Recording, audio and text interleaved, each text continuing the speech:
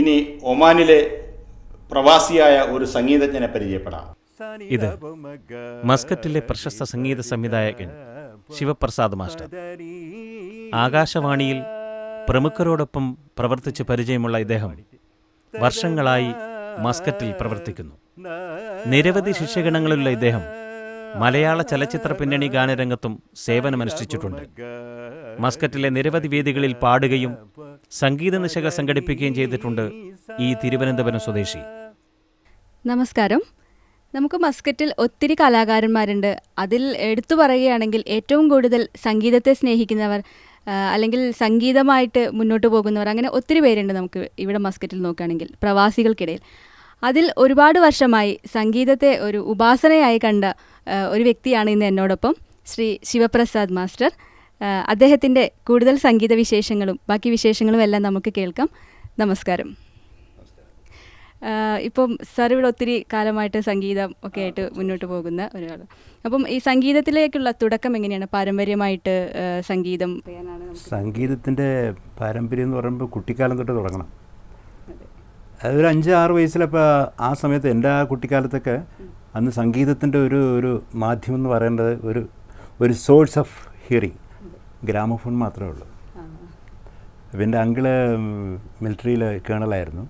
അദ്ദേഹം വരുമ്പോൾ ഒരു ബോക്സ് കൊണ്ടുവരും. അത് ഭയങ്കര കൗതുകമാണ്. അത് കൊണ്ടിങ്ങനെ മേശപ്പുറത്ത് കൊണ്ട് വെക്കും. അപ്പോൾ അന്നൊക്കെ ഞാൻ വളരെ കുട്ടിയാണ്. അപ്പോൾ അന്ന് പോയി ചെന്ന് കേൾക്കും. ഇത് കേൾക്കാൻ, അത് കാണാനാണ് ആദ്യം കൗതുകം. അതിൻ്റെ നോബ് ഇങ്ങനെ വെച്ചിട്ട് 78 RPM വലിയ പ്ലേറ്റ് അത് വെച്ചിട്ട് ആണ് അത് വെക്കുന്നത്. അപ്പോൾ ഇതിൻ്റെ ഓരോ പാട്ടിനും ഓരോ നോബ് തിരിച്ചു വെക്കണം. ആ ഒരു നോബ് ഒരു പാട്ടിന് വേണ്ടി മാത്രമാണ്. അടുത്ത പാട്ട് കേൾക്കണമെങ്കിൽ നോബ് മാറ്റണം. അതൊന്ന്. പിന്നെ രണ്ടാമത് അതിൻ്റെ കീ കൊടുത്തെങ്കിൽ മാത്രമേ അത് പാട്ട് കേൾക്കുള്ളൂ. അപ്പോൾ ഇതൊക്കെയാണ് എൻ്റെ കുട്ടിക്കാലത്ത് ആദ്യം സംഗീതത്തോടുള്ള ഒരു ഇൻട്രസ്റ്റ് വരുന്നത്. സനിത പമഗ രി സരി ഗ പദരീ സ ഇങ്ങനെ ആദ്യ സ്വരം പാടിയിട്ട് ഇപ്പം ഇതൊക്കെയാണ് ആദ്യം കേൾക്കുന്നത്. തദന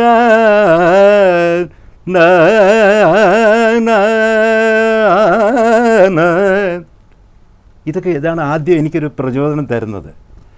അപ്പോൾ അത് കഴിഞ്ഞതിന് ശേഷം പിന്നെ എനിക്കന്ന് സിനിമാ ഗാനങ്ങൾ കേൾക്കാനാണ് കൂടുതൽ താല്പര്യം. സംഗീതം ക്ലാസിക്കലൊക്കെ കുറിച്ച് എനിക്ക് അത്രത്തോളം അങ്ങ് ഇൻട്രസ്റ്റ് വരാത്തൊരു സമയമായിരുന്നു അന്ന്.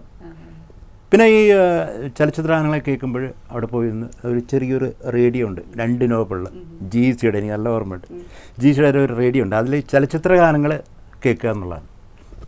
താരാട്ടു പാടാൻ വാ താളം പിടിക്കാം ഞാൻ, കരൾ തമ്പുരു മീട്ടാൻ വാ. ഈ പാട്ട് എനിക്ക് കുട്ടിക്കാലത്ത് ഭയങ്കര ഇഷ്ടമുള്ള പാട്ടാണ്. അതിന് അടിയും കിട്ടിയിട്ടുണ്ട് അച്ഛൻ്റെ. ചെന്ന് പടിയിടാ പോ എന്ന് വിടും. അപ്പോൾ ആ പഠിത്തം പഠിക്കാതെ നേരെ കറങ്ങി വന്ന് ചലച്ചിത്ര ഗാനം കേട്ടോണ്ടിരിക്കും, അടി കിട്ടും. അപ്പോൾ ഇതാണ് എൻ്റെ ആദ്യത്തെ ഒരു സംഗീതത്തിലേക്കുള്ള ഒരു അപ്രോച്ച്. അങ്ങനെ 6ാം ക്ലാസ്സിൽ പഠിക്കുന്ന സമയത്താണ് എനിക്ക് ആദ്യമായിട്ടൊരു അപ്രോച്ച് കിട്ടുന്നത്. ക്ലാസ്സിൽ ഈ സോഷ്യലൊക്കെ നടക്കുന്ന ഒരു സമയമുണ്ട്. അപ്പോൾ അതിൽ പാടാൻ വേണ്ടി എൻ്റെ കുറച്ച് ഫ്രണ്ട്സൊക്കെ എന്നെ തള്ളി ഫസ്റ്റ് ടൈം, സാർ ഈ കുട്ടി നന്നായിട്ട് പാടും, ഒന്ന് പാടാൻ. അപ്പോൾ ഹെഡ് മാസ്റ്റർ അവിടെ ഒന്ന് പറയും, വരൂ പാടും എന്ന് പറയും. അപ്പോൾ അന്ന് ഉണ്ണിയാർച്ച എന്ന സിനിമ അന്ന് ഓടിക്കൊണ്ട് നടക്കുന്ന സമയത്ത് അതിൽ അന്നു നിന്നെ കണ്ടതിൽ പിന്നെ അനുരാഗമെന്തെന്നു ഞാനറിഞ്ഞു, അതിലുള്ള വേദന ഞാനറിഞ്ഞു.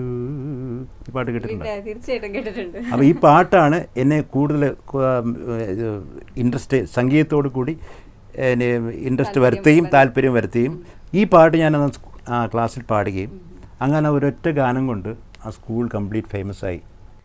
ഇപ്പോൾ ശിഷ്യരുടെ കയ്യിൽ നിന്നാണെങ്കിലും അല്ലെങ്കിൽ ചിലപ്പോൾ ഏതെങ്കിലും സംഘടനയുടെ കയ്യിൽ നിന്നായിരിക്കാം നമുക്കൊരു ഇപ്പോൾ സാറിന് കിട്ടിയിട്ടുള്ള നല്ലൊരു അംഗീകാരം, അല്ലെങ്കിൽ ശിഷ്യരുടെ കയ്യിൽ നിന്ന് ഇപ്പോൾ നമുക്ക് പറയാം നല്ല അനുഭവം, സന്തോഷം തരുന്ന ഒരു അനുഭവം, അങ്ങനെ മറക്കാനാവാത്ത എന്തെങ്കിലും ഒരു കാര്യം? മറക്കാനാവാത്ത ഒരു സ്റ്റേജ് എനിക്കിപ്പോഴും എൻ്റെ മനസ്സിൽ ഓർമ്മ വരുന്നത് ദക്ഷിണാമൂർത്തി സ്വാമിയുടെ കയ്യിൽ നിന്നൊരു ഉപഹാരം വാങ്ങുന്നത്.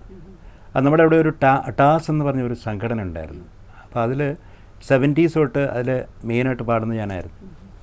അപ്പോൾ അതിൻ്റെ 30ാമത് വാർഷികം ആഘോഷിക്കുന്ന സമയത്ത് പഴയ കലാകാരന്മാരൊക്കെ അവർ ആദരിച്ചു. അപ്പോൾ സ്വാമി സ്റ്റേജിൽ വരികയും അപ്പോൾ ഇങ്ങനെ ഈ കാര്യങ്ങളൊക്കെ സംസാരിച്ചിട്ട് അദ്ദേഹം ഒരു ഉപഹാരം എനിക്ക് തരുന്നു.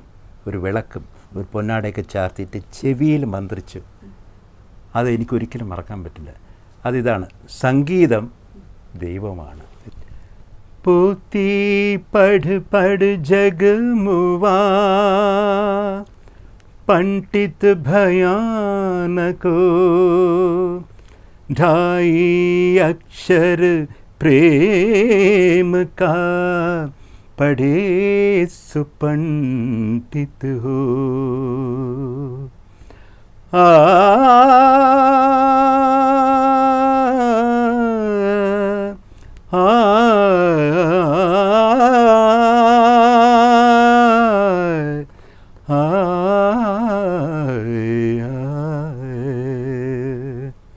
तेरी तस्वीर को सीने से लगा रखा है, तेरी तस्वीर को सीने से लगा रखा है. हमने दुनिया से अलग गाँव बसा रखा है, तेरी तस्वीर को सीने से लगा रखा है. ശിവപ്രസാദ് സാറ് പറഞ്ഞ പോലെ ദൈവത്തിൻ്റെ അനുഗ്രഹം ഏറ്റവും കൂടുതലുള്ളവർക്കാണ് സംഗീതത്തിൻ്റെ കഴിവ് ലഭിക്കുന്നത്. അപ്പോൾ ദൈവാനുഗ്രഹം ഒരുപാട് ലഭിച്ചിട്ടുള്ള അല്ലെങ്കിൽ ദൈവത്തിൻ്റെ സാന്നിധ്യം തന്നെയുള്ള ഒരു വ്യക്തിയാണ് ശിവപ്രസാദ് സാർ. അദ്ദേഹത്തെ എനിക്ക് ഇൻ്റർവ്യൂ ചെയ്യാനൊരു അവസരം കിട്ടിയതിൽ ഞാൻ ഒരുപാട് സന്തോഷിക്കുന്നു. അതിനപ്പുറത്തേക്ക് അദ്ദേഹത്തിൻ്റെ ഒരു ശിഷ്യ എന്ന് പറയാൻ പറ്റില്ല, എങ്കിലും ഒരു 2 ദിവസം ഞാൻ സാറിൻ്റെ കീഴിൽ സംഗീതം അഭ്യസിച്ചിട്ടുണ്ട്. അത് ഏറ്റവും വലിയ ഒരു ഭാഗ്യമായിട്ടാണ് ഞാൻ കരുതുന്നത്.